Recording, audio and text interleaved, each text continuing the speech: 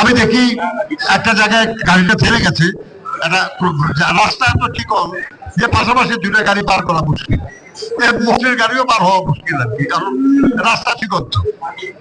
এখন এখন বলেন যে আমি যদি আমার যাতায়াত একটু ভালো করতে যাই তাহলে তো রাস্তা বড় করা দরকার। ওটা হলে আপনাদের উপকার হবে, আমার উপকার হবে, কিন্তু আমি বলে দিচ্ছি যে যেহেতু এখান থেকে আমি চলবো ওই জন্য এটা সবার পরে হবে, বাকিগুলির আগে হোক।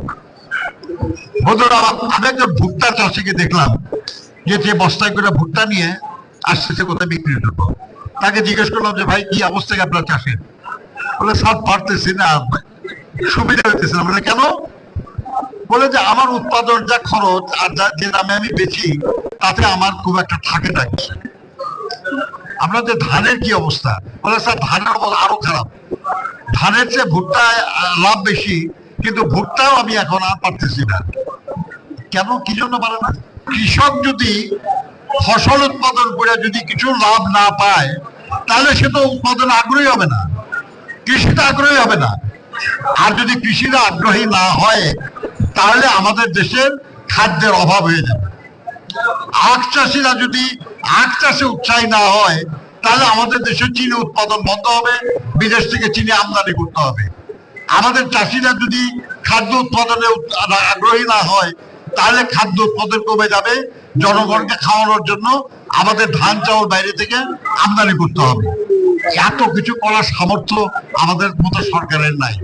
কাজে আমাদের চেষ্টা করতে হবে, আমাদের কৃষকদেরকে সহযোগিতা করতে হবে যাতে করে তারা লাভজনক ভাবে কৃষি কাজ করতে পারে। এই জন্য আমাদের সরকার বেশ কিছু দায়িত্ব, বেশ কিছু কাজ হাতে নিয়েছে। আমি ফ্যামিলি কার্ড, ফার্মার কৃষক কার্ড, এগুলো নিয়ে আমি আলাপ করতেছি এই জন্য যে আমাদের এমপি সাহেবরা নিশ্চয়ই আপনাদের বলেছে, এবং কিছুদিন আগেও আপনাদের এখানে ফ্যামিলি কার্ড, ফার্মার কার্ড এগুলো বিতরণ করা হয়েছে। এখানে তারা ডিটেল বলবেন। আমি শুধু একটা কথা বলতে চাই আপনাদের, যে এই যে প্রকল্পগুলির উদ্দেশ্য আছে। নানানজন নানা কথা বলবে, এটা বলে না যে বৃক্ষর পরিচয় তো তার ফলে। যেটা করা হয়েছে এটার ফল যদি আমাদের জনগণের জন্য কল্যাণকর হয় তাহলে যারা সমালোচনা করতেছে তাদের মুখ বন্ধ হয়ে যাবে। আমাদের ওই সময়টুকু আপনারা দিবেন বলে আমরা আশা করি।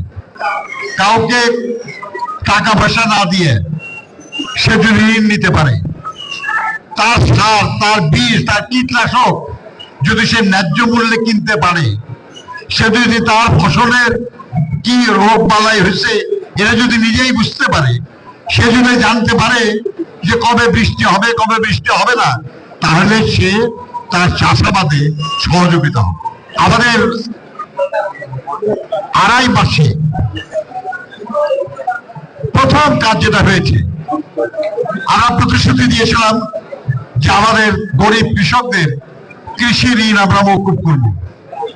আপনারা দেখেছেন যে এই সরকার যেদিন দায়িত্ব নিয়েছে প্রথম যে ক্যাবিনেট মিটিং হয়েছে সেই ক্যাবিনেট মিটিং এ 10,000 টাকা পর্যন্ত কৃষি ঋণ সুদ সহ মওকুফ করে দেওয়া হয়েছে। আমরা কারো বিরুদ্ধে কোনো অভিযোগ আমরা করি না, কিন্তু আমরা বলি আর কি যে একদম নতুন সংসদের বয়স খুব বেশি না, ব্যাপারটা বোঝা দরকার। আপনার জুলাই জাতীয় সনদ যেটা সবাই স্বাক্ষর করেছে, আপনারা দেখেছেন আপনার যে জাতীয় সংসদের দক্ষিণ প্লাজায় একটা পাবলিক মিটিং হয়েছে, সাংবাদিকদের সামনে প্রধান উপদেষ্টা সহ সব রাজনৈতিক দল জুলাই জাতীয় সনদে দস্তখত করেছে। প্রথম দিকে এনসিপি করে নাই, কিন্তু পরে তারাও করেছে। এই সনদে যা লেখা আছে এটা তারা মানতে চাচ্ছে না, তাহলে তো হবে না আর কি। আমরা সবাই মিলে একমত হয়ে একটা ডকুমেন্টে দস্তখত করলাম, তারপরে এটা মানবো না, এটা তো হয় না, হতে পারে না। তো আমাদের প্রধানমন্ত্রী বলেছেন যে জুলাই জাতীয় সনদ আমরা অক্ষরে অক্ষরে মান্য করব, কিন্তু সনদে যা বলা আছে এটা কার্যকর করতে হলে এটার জন্য আপনার বিল উপস্থাপন করে জাতীয় সংসদে 2/3 মেজরিটি দিয়ে সেটা অনুমোদন করতে হবে। আর সেটা করার জন্য যে সময়টুকু দরকার এই সময় তো নিতে হবে আপনার একটা বিল করার অনেক প্রসিডিওর আছে। ল মিনিস্ট্রিতে ড্রাফট হয়, তারপরে এটা পেশ হয়, সংসদে পেশ হওয়ার পরে এটা স্থায়ী কমিটি যায়, সেখান থেকে পরামর্শ নিয়ে আসে, তারপরে না আপনার সংসদে অনুমোদন হবে, তাই না? তা আমরা এই সংসদ দায়িত্ব নেওয়ার পরে 100-র বেশি অধ্যাদেশ যেটা অন্তর্বর্তীকালীন সরকার সময় হয়েছে সেগুলো আসছে সংসদে, একটা একটা করে সেগুলো পাস করতে অনেকদিন সময় চলে গেছে। এবং ওটা যদি নির্দিষ্ট সময়ের মধ্যে অনুমোদন না করা যায় তাহলে ওটা বাতিল হয়ে যায়। এটা হলো আমাদের সংবিধানের নিয়ম, ফলে ওটা তাড়াতাড়ি করতে হয়েছে, এটা করতে যা সময় গেছে। এটা যদি তারা বুঝতে চায় তাহলে তো হবে না।